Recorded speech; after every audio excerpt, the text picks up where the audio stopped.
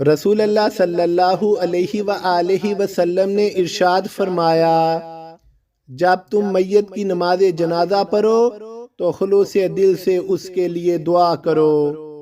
اللہ تعالیٰ نے فرمایا، اے ایمان والو، جب تم نماز کے لیے کھڑے ہو جاؤ تو پہلے وضو کرتے ہوئے اپنے چہروں کو اور اپنے ہاتھوں کو کوہنیوں تک دھو لو، اور اپنے سروں کا مسح کرو، اور اپنے پاؤں ٹخنوں تک دو۔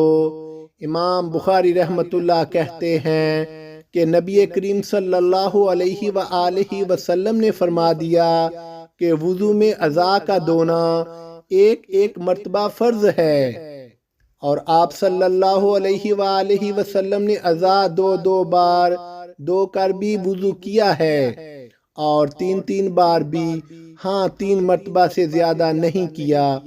اور علماء نے وضو میں اسراف، پانی حد سے زیادہ استعمال کرنے کو مکروہ کہا ہے کہ لوگ رسول کریم صلی اللہ علیہ وآلہ وسلم کے فعل سے آگے بڑھ جائیں۔ صحیح بخاری حدیث نمبر 135۔